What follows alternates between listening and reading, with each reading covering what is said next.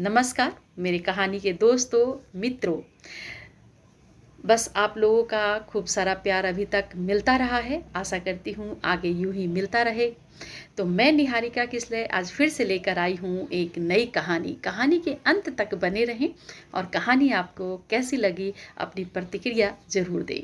तो कहानी है एक सिया नाम की लड़की की, जो सुबह सुबह बहुत ही उसका मन विचलित था, क्योंकि बीते रात नीट का रिजल्ट आया था जिसमें कि वो पीछे रह गई और उसके मन में तरह तरह के विचार आ रहे थे कि अब मेरे जो है ये जीवन उसका क्या काम है, अब मेरे जीवन का क्या ही लक्ष्य रह गया। मेरा ज़िंदगी बेकार है, मैं किसी लायक नहीं, मैं किसी को मुंह दिखाने लायक नहीं। मेरे माता पिता ने कितने सपने संजोए थे, कहाँ कहाँ से कर्ज लेकर मुझे यहाँ पढ़ने के लिए भेजा था कि मैं इस एग्ज़ाम में पास कर कर डॉक्टर बन सकूं, पर मैं वो भी ना कर सकी।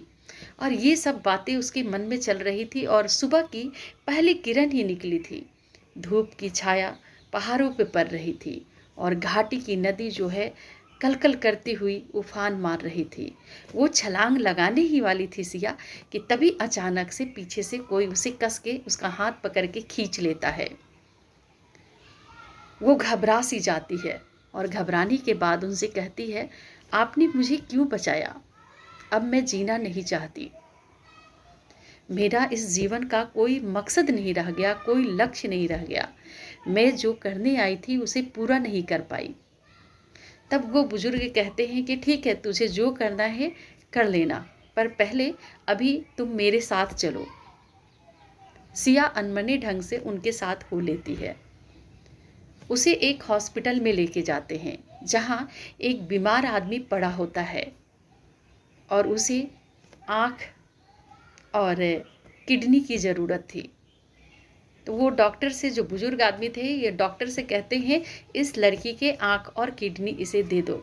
सिया ज़ोर ज़ोर से चिल्लाने लगती है, नहीं, आप मेरे साथ ऐसा क्यों कर रहे हैं? मेरे आँख बहुत कीमती हैं, मेरे जो ये किडनी है वो बहुत कीमती है, मैं इसे नहीं दे सकती।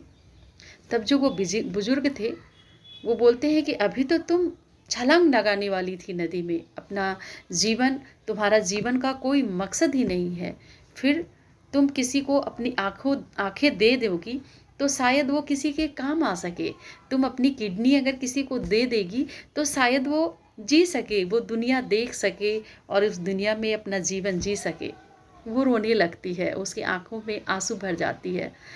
सिया बोलती है, मुझे माफ़ कर दीजिए, मैं गलती कर रही थी। मुझे अभी पता चला कि मेरा जीवन कितना कीमती है, कि मेरे जो जितने भी ये भगवान ने ये मुझे शरीर दिया है, मानव जाति, इंसान जो दिया है, उस हमारे एक एक अंग बहुत ही कीमती है और मैं अभी अभी नष्ट करने जा रही थी। तो मुझे माफ़ कर दे। मुझे समझ आ गया कि मेरा जीवन वो अमूल्य है, उसका कोई मोल, बहुत ही ज़्यादा मोल है, एकदम इतना अनमोल है जिसे मैं बर्बाद करने जा रही थी। वो जो बुजुर्ग कहते हैं कि बस मैं यही चाहता था कि तुम एक एग्ज़ाम में पास नहीं होने से खुद को, अपना जीवन बर्बाद कर रही थी, नष्ट कर रही थी, जिसका कि एक एक अंग इतना कीमती है। ये बात सुनकर वो बहुत दुखी होती है और मन ही मन बोलती है, भगवान का शुक्रिया जो आपने मुझे ये राह दिखाया। और वो जो बुजुर्ग थे उसे समझाते हुए ये कहते हैं कि असली विजेता वही है जो खुद को पहचाने, खुद को समझे, दुनिया के ताने और एक बार असफलता मिल जाने से दुखी ना हो जाए, दुनिया के ताने से ना घबराएं, असफलता से ना घबराएं। ये सब तत्कालिक हैं, ये क्षण भर के हैं। अगर आप कोशिश करो तो शायद उस असफलता को फिर से सफलता में बदल सकते हो।